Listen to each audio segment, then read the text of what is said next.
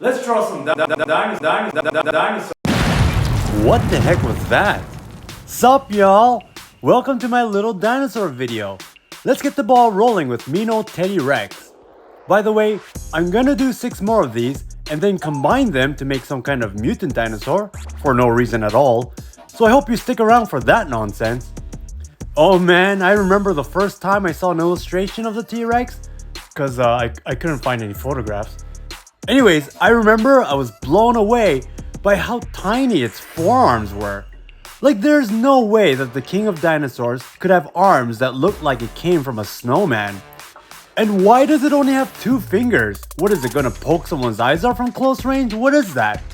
I was like, whoever drew this either has a terrible sense of anatomy or has one heck of a sense of humor. But of course I know now that those forearms are supposed to look like that, and I think I know why. I mean, think about it. If you're a weak plant-eating dinosaur and you come across a T-Rex, you're gonna think about maybe getting the hell out of there until you catch a glimpse of its tiny arms. Suddenly, you're not so scared anymore because it's like giving you the peace sign and everything. I mean, that's all I can really do because it only has 2 fingers. But then, before you know it, you're in its mouth, man. I bet you anything, those little arms made the T-Rex history's #1 laziest hunter. Oh, the Stegosaurus got me kicked out of class once. Yeah, so check this out. My art teacher set up a still life for us to draw with a vase and other pieces of garbage from her life. And while everyone was busy drawing that, I was drawing a T-Rex eating a Stegosaurus. So there I was, drawing with a whole box of crayons, ignoring the fact that we were supposed to be using a pencil, when I noticed the teacher was behind me, watching me the whole time. And instead of asking me why I wasn't drawing the still life, she pointed at the plates on the back of the Stegosaurus, which I had colored bright red, and she said, "Why is this dinosaur on fire?" So I was like, you know what? Let's go with that. And I drew a spatula on the T-Rex's hand like it was barbecuing the Stegosaurus. And when the other kids started to laugh, the teacher kindly kicked me out. Yeah, I deserved it. I don't know how to pronounce this name, but what a beast. Okay. That's all I have for this one.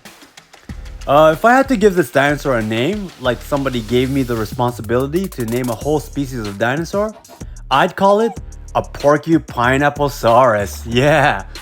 Don't be jealous because you didn't think of it. You know, I'm glad this dinosaur went extinct actually. I really am. Because a poacher will murder a rhino for 1 horn. Can you imagine what they'll do when they see one of these things?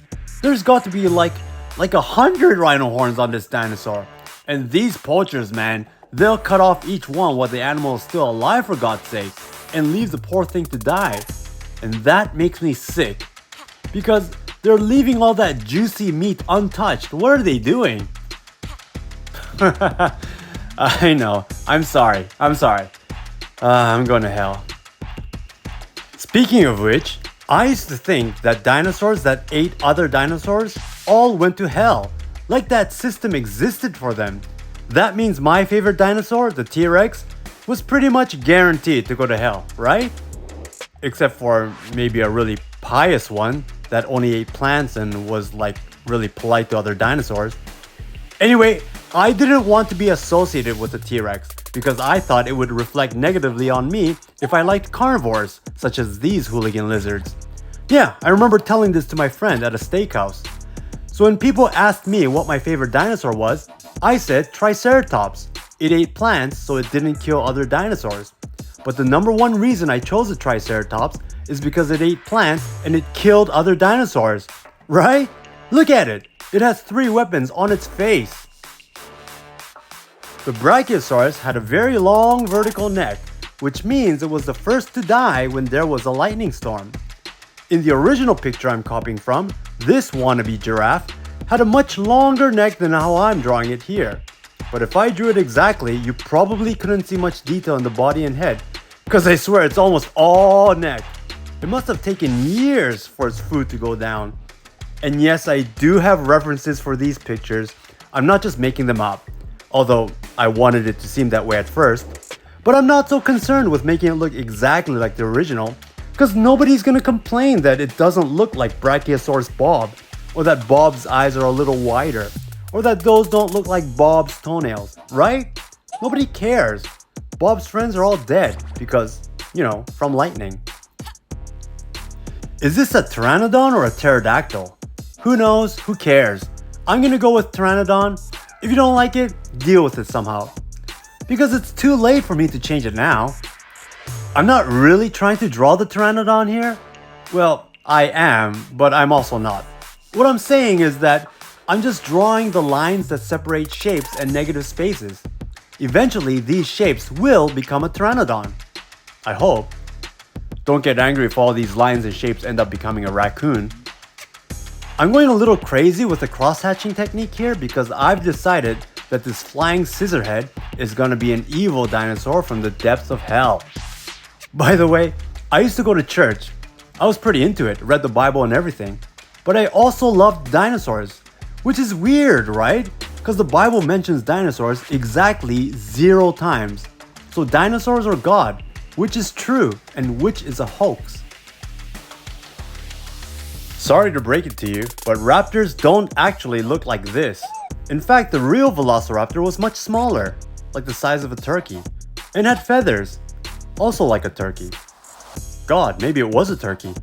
Anyways, the feathers aren't surprising because dinosaurs evolved into birds.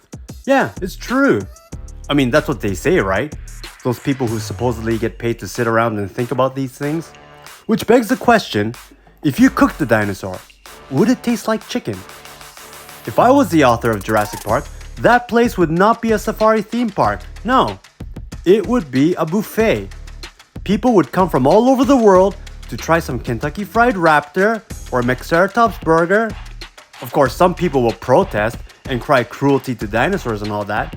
But when they realize that world hunger could be defeated with one Brachiosaurus' neck, they'll trade in their picket signs for a t-shirt that says Dino-licious.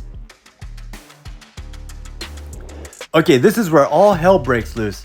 I'm gonna play God and build the perfect dinosaur using parts from the 7 dinosaurs I already drew.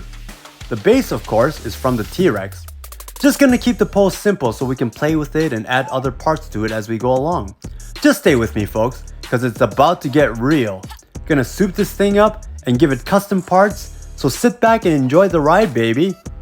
There we go. So now, what am I doing? Man, what a dork. Just pretend you didn't see that. The next dinosaur is a Triceratops. Doesn't that look sick? Oh, there I go again. I swear to God. I actually thought this would be a good idea. I don't know why an apex predator like the monster I'm creating would need protective armor, but it looks cool. God, that's so embarrassing. Oh man, I'd understand if you want to punch me in the face, because I want to punch me in the face. Wow, look at that. It's like someone knocked over a Christmas tree. I think I forgot to put wax in my hair. Alright, the wrap turkey. Now we can get rid of those tuning forks and give it some proper limbs. Yeah, baby, the Pteranodon. Yes, wings are a must. A must. I don't know how this thing can fly with all that garbage on its back, but it's gotta have them. What, no Brachiosaurus? Man, what a jerk.